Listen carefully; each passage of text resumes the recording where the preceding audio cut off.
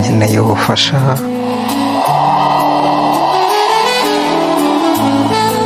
Indirimbo yiswe Mayday.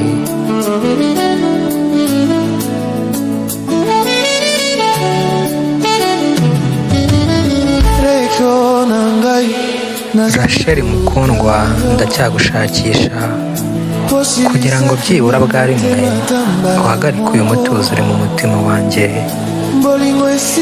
Reba icyari urukundo cyampindukiye nka gereza mfungiyemo. Dore wowe uracyafite ubuzima, nyamara jye umutima wanjye waribuze. Ati mukundwa, ndi mu marira, ese ubu koko wakwihanganya ukansubiza? Na mesaje nkwandikira biragaragara ko wazisomye, ariko habe no kunsubiza. Abantu bo barambwira ngo kora cyane uzabicamo, nyamara ntibazi ko umutima wanjye washengutse. Naribuze ndi kuzenguruka mu bikunyibutsa byose, dore buri kimwe kirakunyibutsa.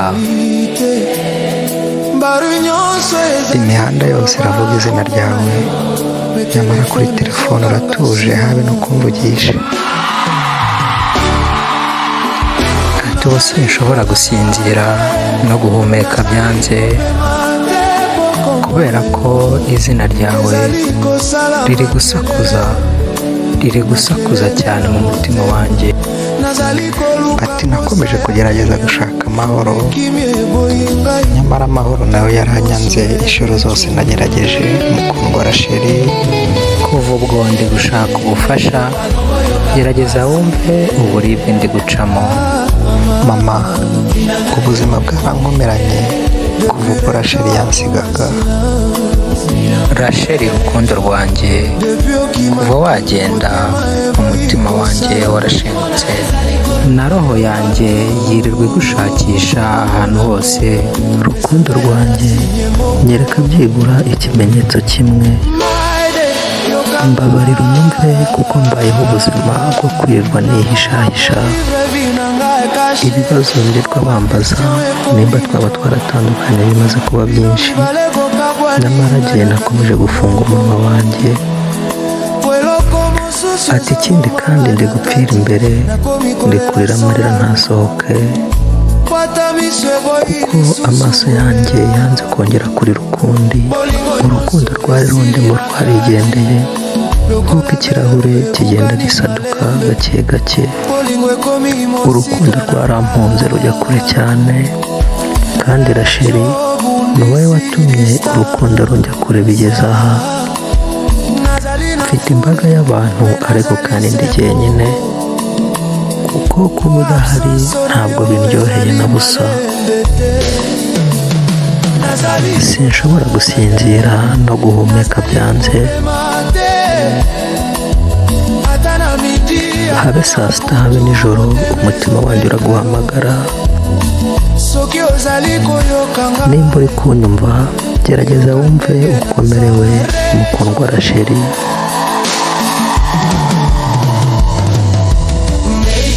Kuva ubwo nkeneye ubufasha, gerageza wumve uburibwe bwanjye. Mama, ubuzima bwarankomeranye kuva ubwo Rachel yansigaga. Rachel rukundo, roho yanjye yavuye mu mubiri wanjye kubera ko ari we yagiye gushaka. Rwose wambabariye byibura ukampa ikimenyetso kimwe gusa. Uku ni ukurira kumbuye ku mutima, kandi ubu buribwe bwo gutakamba bumbuye ku mutima. Ndimo kukuririra kugira ngo unyumve Rachel, kuko umutima wanjye uraremerewe kandi urababaye cyane.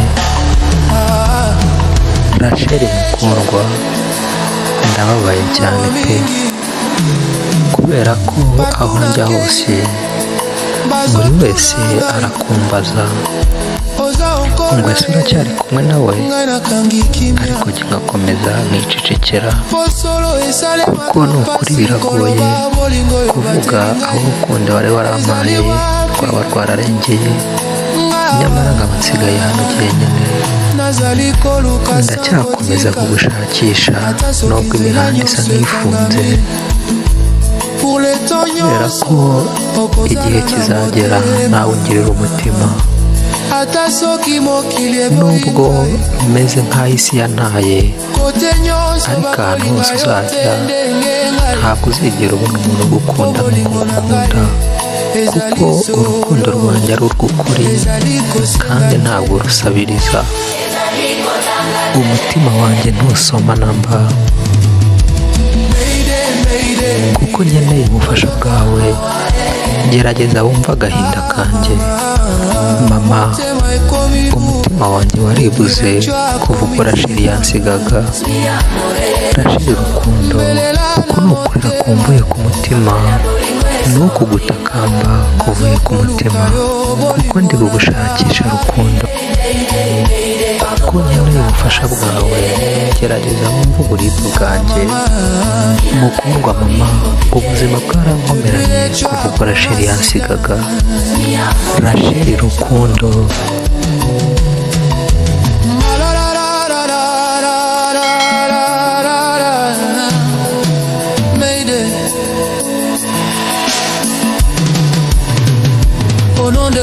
Mu izina ry'urukundo nzaguma hano, kubera ko urukundo rwanjye rutarapfa. Rachel, nugaruka uzongera unsanga aha, uzansangana ibyiringiro mu mutima wanjye.